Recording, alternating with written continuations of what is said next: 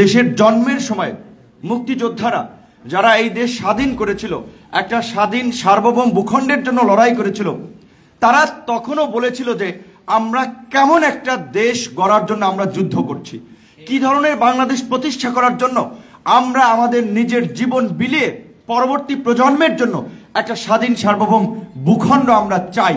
তাই স্পষ্টভাবেই বলেছে সাম্য, মানবিক মর্যাদা এবং সামাজিক ন্যায় বিচারের কথা।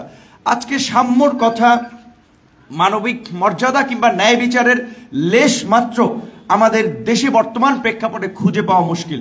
50 বছর এরকম অবস্থা ছিল না, কিন্তু একেবারেই সব যে স্মুথলি কাজ করেছে সেটাও না। এর আগেও যারা রাষ্ট্র পরিচালনায় ছিলেন তারাও ভিন্ন মতের দমন পীড়ন, গণমাধ্যমের স্বাধীনতায় হস্তক্ষেপ, রাজনৈতিক প্রতিপক্ষকে হয়রানি, এই ধরনের কর্মকাণ্ডগুলো টুকটাক করেছেন। কিন্তু বর্তমান যে সরকার তারা সবাইকে ছাড়িয়ে চ্যাম্পিয়ন হয়ে গিয়েছেন। কারণ আপনারা জানেন যে বিশেষ করে আগে তো 5 বছর পর পর নির্বাচন ছিল, নির্বাচনের মাধ্যমে আমরা কাউকে ক্ষমতায় বসাতে পারতাম, কাউকে ক্ষমতা থেকে সরাতে পারতাম। যারা জনপ্রতিনিধি হতেন তাদের মনে একটা ভয় ছিল, তাদের মনে একটা বিষয় ছিল যে জনগণের ভোটের জন্য আমাকে 5 বছর পর পর তাদের কাছে যেতে হবে, আর জনগণ যদি আমাকে ভোট দেয় আমি নেতা, না হলে আমি খাতা রাস্তার ধারেও পইরা থাকতে হবে, অস্তিত্ব থাকবে না। কিন্তু শেখ হাসিনা বর্তমান সরকার প্রধান, আমরা আসলে প্রধানমন্ত্রীকে কথা বললে সম্মানের সাথে বলতে হয়, শ্রদ্ধার সাথে বলতে হয়। কিন্তু যাকে আপনি সম্মান করবেন, শ্রদ্ধা করবেন, সে যদি সম্মান শ্রদ্ধা ধরে না রাখতে পারে, সে যদি মানুষের ভালোবাসা, মানুষের সম্মান মূল্যায়ন করতে না জানে, তাকে আমরা কিভাবে সম্মান করব? কারণ একটা দেশের প্রধানমন্ত্রী যখন গুন্ডা মাস্তানদের মতো কথা বলেন, সন্ত্রাসীদের মতো কথা বলেন, একটা রাষ্ট্রের প্রধানমন্ত্রী যখন রাষ্ট্রকে নৈরাজ্যের দিকে ঠেলে দেন, সেই প্রধানমন্ত্রী সম্মান শ্রদ্ধা ভালোবাসার জায়গায় আর থাকে না। আপনারা দেখেছেন কিছুদিন আগে আওয়ামী লীগের প্রোগ্রামে তিনি বলেছেন, বিরোধী দলকে ইন্ডিকেট করে, যে মারতে আসলে হাত ভেঙে দিবেন। তার মানে প্রধানমন্ত্রী এই দেশের আইন, আদালত, নিয়ম নীতির তোয়াক্কা করছেন না, তিনি তার দলকে গুন্ডা মাস্তান বাহিনীতে রূপান্তর করছেন, দস্যু বাহিনীতে রূপান্তর করছেন, খুনিতে পরিণত করতে চাচ্ছেন, যে কারণে তিনি বলছেন যে হাত ভেঙে দিবেন। আবার বলছেন যে আবার অগ্নি সন্ত্রাস করতে আসলে হাত পুড়িয়ে দিবেন।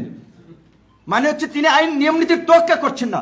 তো একজন প্রধানমন্ত্রী যদি দেশের আইন এবং নিয়ম নীতির তোয়াক্কা না করেন, আইনকে যদি বৃদ্ধাঙ্গুলি দেখান, তার নৈতিকভাবে ওই পদে থাকার বৈধতা নাই। এবং আপনাদের উদ্দেশ্যে বলি যারা জানেন না, 95 সালে সুপ্রিম কোর্ট থেকে ঘোষণা করা হয়েছিল আজকের প্রধানমন্ত্রীকে রং হেডেড পার্সন হিসেবে। তো আবার আমরা যদি সংবিধানের 66 নম্বরের আপনার অনুচ্ছেদের আমরা যদি কোয়াতে যাই, সেখানে বলা আছে আপনার সংসদ সদস্য পদের অযোগ্যতার ক্ষেত্রে কোন উপযুক্ত আদালত তাকে অপ্রকৃতস্থ বলিয়া ঘোষণা করেন, আদালত যদি অপ্রকৃতস্থ বলে ঘোষণা করেন, তিনি প্রধানমন্ত্রী হওয়ার যোগ্য না। কাজে আমি আজকে আইনজীবীদেরকে অনুরোধ করব, আজকে যারা কোর্টে আছেন আপনারা এই রেফারেন্সে এই প্রধানমন্ত্রীর বিরুদ্ধে আপনারা কোর্টে রিট করেন, তার প্রধানমন্ত্রী পদে থাকার বৈধতা চ্যালেঞ্জ করেন। দেশে আইনের শাসন আছে কিনা, আদালতের মেরুদণ্ড আছে কিনা, এই রিটের মধ্যে দিয়ে প্রমাণিত হবে বাংলাদেশের আদালত কতটুকু স্বাধীন, বাংলাদেশের আইন কতটুকু কাজ করতে পারে। কারণ এই ধারার বলে প্রধানমন্ত্রী কিন্তু যেহেতু আগের ঘোষণা করেছে, এই যে রিসেন্ট বক্তব্য দিয়েছে সেই বক্তব্যের জন্য না, যেহেতু আদালত তাকে রং হেডেড হিসেবে ঘোষণা করেছে, কাজে এই রেফারেন্স দিলে তাকে কিন্তু আদালত থেকেই প্রধানমন্ত্রীর পদ থেকে অপসারণ করা যায়। সুতরাং আমি অনুরোধ করব গণতন্ত্রকামী আইনজীবীদেরকে, এই ধারার বলে আপনারা আদালত থেকে লড়াই সংগ্রাম শুরু করেন। এবং মানবাধিকার সংগঠন, বিবেক সম্পন্ন মানুষ প্রত্যেককে আমি বলবো, সাম্প্রতিক সময়ে যে প্রধানমন্ত্রী বক্তব্য দিয়েছেন, সেই বক্তব্য দেওয়ার মধ্যে দিয়ে তিনি তার শপথ ভঙ্গ করেছেন, তিনি রাগ এবং ক্ষোভের বহিঃপ্রকাশ ঘটিয়েছেন। এবং একজন প্রধানমন্ত্রী এইভাবে উস্কানি সন্ত্রাসীর জন্য নৈরাজ্যের দিকে দেশকে ঠেলে দিতে পারেন না, কিন্তু আজকে প্রধানমন্ত্রী দিচ্ছেন। কাজী এইরকম প্রধানমন্ত্রীকে আমরা রেসপেক্ট করতে পারি না। কারণ আজকে দেশের সমস্ত অশান্তির মূল আজকের এই বিনা ভোটের প্রধানমন্ত্রী এবং তার সরকার। আজকে দেশের সমস্ত অশান্তির মূল এই বিনা ভোটের প্রধানমন্ত্রী এবং তার সরকার। একজন প্রধানমন্ত্রীকে ক্ষমতায় রাখতে আজকে হাজার হাজার মানুষকে হত্যা করা হচ্ছে, লক্ষ লক্ষ মানুষের বিরুদ্ধে মিথ্যা মামলা দিয়ে তাদেরকে জেলে নেওয়া হচ্ছে, যা মানবাধিকার না, শুধুমাত্র মৌলিক অধিকারেরও চরম লঙ্ঘন, সংবিধান বিরোধী কাজ, মানবতা বিরোধী কাজ। সুতরাং আমরা বলতে পারি এই সরকার আজকে মানবতা বিরোধী সরকারে পরিণত হয়েছে, এই সরকার আজকে দেশদ্রোহী সরকারে পরিণত হয়েছে। বন্ধুগণ, আপনারা জানেন যে আজকে প্রধানমন্ত্রী রাষ্ট্রপতি বিবৃতি দিয়েছে আন্তর্জাতিক মানবাধিকার দিবস উপলক্ষে। মানে এটা হাস্যকর মানে হচ্ছে, এবং সেখানে প্রধানমন্ত্রী বলছেন যে আওয়ামী লীগ সরকার মানবাধিকার রক্ষায় বদ্ধপরিকর। তো আওয়ামী লীগ সরকার যদি বদ্ধপরিকর হয়, আমি প্রধানমন্ত্রীকে প্রশ্ন করতে চাই, গত 13 বছরে আপনারা 6 শতাধিক মানুষকে যে গুম করেছেন, কেন গুম করেছেন? কোন আইনের বদৌলতে তাদেরকে গুম করেছেন? গত 600 বছরে প্রায় আপনার 13 বছরে প্রায় 3000-এর অধিক সংখ্যক মানুষকে বিচার বহির্ভূতভাবে হত্যা করেছেন। আপনাকে হত্যার অধিকার কে দিয়েছে? আপনার সরকারকে হত্যার অধিকার কে দিয়েছে? আপনি জাতির সামনে কান্নার করে মানুষের আবেগ নিতে চান, সেন্টিমেন্ট ধরতে চান, ইমোশনালি ব্ল্যাকমেল করতে চান যে আপনার পিতাকে হত্যা করা হয়েছে, আপনার ছোট শিশু ভাইকে হত্যা করা হয়েছে। কিন্তু আপনি যে আপনার সরকার গত 13 বছরে এই যে 3000 মানুষকে বিচার বহির্ভূত হত্যা করেছেন, এইটা এদেশের মানুষ দেখে নাই, এদেশের মানুষ জানে না। আজকে আপনারা হুমকি দিচ্ছেন ক্ষমতায় থাকার জন্য। ওবায়দুল কাদের সাহেবরা খুব গাল বাঁকা বোকা করে কথা বলছেন, খুব রসিয়ে রসিয়ে, যে বিএনপি নয়াপল্টন থেকে গোলাপবাগে যাওয়ায় অর্ধেক পরাজয় হয়েছে। পুরো রাষ্ট্রযন্ত্রকে ব্যবহার করে আজকে বিরোধী দলের সভা সমাবেশ দমন করতে হচ্ছে। বাংলাদেশের মতো একটা সভ্য গণতান্ত্রিক রাষ্ট্রকে আপনারা আফ্রিকার মতো একটা সংঘাতপূর্ণ রাষ্ট্রে পরিণত করেছেন। জঙ্গি অভিযানে যাদেরকে ব্যবহার করা হয়, সেই সমস্ত আধুনিক প্রশিক্ষিত বাহিনীকে আপনারা নিরস্ত্র জনগণের বিরুদ্ধে নামিয়েছেন।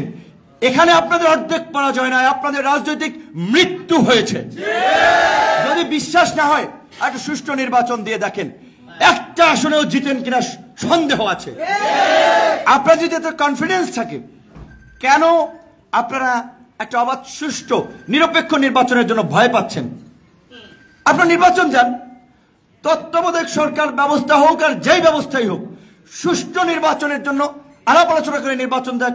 নির্বাচনে বোঝা যাবে কার কত জনপ্রিয়তা। আমি খুব অবাক হচ্ছি এবং খুব উদ্বিগ্ন। আওয়ামী লীগের মতো একটি ঐতিহ্যবাহী দল, একটি বড় দল, যারা একাধিকবার রাষ্ট্র ক্ষমতায় ছিল, তারা আমাদের সমাজকে, আমাদের মানুষকে উগ্র হিসেবে গড়ে তুলছে। সমাজের মানুষের মধ্যে উগ্র মানসিকতার বিস্তার ঘটাচ্ছে, সমাজের মানুষের মধ্যে জঙ্গিবাদী মনোভাব তৈরি করছে। কারণ বন্ধুগণ, আপনারা জানেন জঙ্গি কাদেরকে বলে। জঙ্গিদের কাজ কি? তার মতাদর্শ অন্যের উপরে চাপিয়ে দেয়, তার চিন্তা ভাবনা বাস্তবায়ন করার জন্য সে সশস্ত্র থেকে শুরু করে সর্বাত্মক লড়াই সংগ্রাম করে। আজকের আওয়ামী লীগ তো দেশ বিনা ভোটে ক্ষমতায় থাকার জন্য, অবৈধভাবে ক্ষমতায় থাকার জন্য জনগণের উপরে গুম, খুন, হত্যাযজ্ঞের মতো বর্বর জঘন্য কর্মকাণ্ড করতেও দ্বিধাগ্রস্ত হচ্ছে না। সুতরাং এখান থেকে তো দেখা যাচ্ছে যে আওয়ামী লীগ এখন জঙ্গিবাদী চেতনা উদ্বুদ্ধ। সরকার এবং সরকারের এই মন্ত্রী এমপিরা সবচেয়ে বড় জঙ্গি। তাদের মধ্যেই জঙ্গিবাদী মতাদর্শ, এবং এই জঙ্গিবাদী মতাদর্শ তাদের নেতা কর্মীদেরকে আপনার ছড়িয়ে দিয়ে, তাদের নেতা কর্মীদের মাধ্যমে সমাজে বিস্তার করে আজকে বাংলাদেশকে তারা একটা জঙ্গিবাদী রাষ্ট্র হিসেবে আন্তর্জাতিক সম্প্রদায়ের কাছে তুলে ধরতে চায়। আমরা বাংলাদেশের বন্ধু প্রতিম সকল সভ্য গণতান্ত্রিক রাষ্ট্রকে অনুরোধ করব, আজকে বাংলাদেশের যে চলমান গণতান্ত্রিক আন্দোলন সংগ্রামে চলছে, সেই আন্দোলন সংগ্রামে যারা বাংলাদেশের প্রকৃত বন্ধু, তাদেরকে সমর্থন দিতে হবে। আমার এখানে অনেক ভাই বন্ধু অনেকের সমালোচনা করেছেন, ইসরায়েল, ফিলিস্তিন, এই সেই। আরে ভাই, আগে নিজের দেশের অবস্থা ঠিক করেন, নিজের দেশের মানুষের অধিকার নিশ্চিত করেন, পরে অন্যের কথা আপনার ব্যাখ্যা বিশ্লেষণে যাবেন। অযথা মানে সমস্ত ইতিহাস বিশ্লেষণ করে আমরা যখন একটা প্রোগ্রাম করি, মূল বিষয় থেকে কোথায় কে হারিয়ে যায়, কি থেকে কি বলছে, মানুষ শুনছে কিনা, এদিকেও সেন্স থাকে না। কাজে আমাদের পরিমিত বক্তব্য দিতে হবে এবং সেটা কার্যকরী বক্তব্য দিতে হবে, কার্যকরী কথা বলতে হবে। আমাদের নেতৃবৃন্দকে সেই বিষয়টা শিখতে হবে। শুধুমাত্র গুগল থেকে পত্রিকা থেকে পরে লাইন কোট করা যাবে না, সেটাকে নিজের উপলব্ধি করতে হবে যেটা আমার বর্তমান প্রসঙ্গে কতটুকু সঠিক এবং এটা কতটুকু বাস্তবায়নযোগ্য। তো এখন ধরেন মার্কিন যুক্তরাষ্ট্র কিংবা ইন্ডিয়া কিংবা অমুক তমুক, ধরেন ইন্ডিয়ার প্রতি এদেশের জনগণের একটা প্রচন্ড রকমের ক্ষোভ আছে, আমরা জানি। বিকজ ইন্ডিয়া যেভাবে বাংলাদেশের অভ্যন্তরীণ রাজনীতিতে হস্তক্ষেপ করছে, বিশেষ করে 2014 সালে আপনার এই বিনা ভোটের একটা পার্সিক্যাল ইলেকশন করার জন্য, সেই সময় ইন্ডিয়ার আপনার পররাষ্ট্র সচিব সুজাতা সিং সহ ইন্ডিয়ার প্রশাসন এসে এরশাদকে ডেথ সার্টিফিকেট লিখে নিয়ে এসেছিল, আপনি নির্বাচনে যাবেন, না হলে আপনাকে মৃত হিসেবে ঘোষণা করা হবে।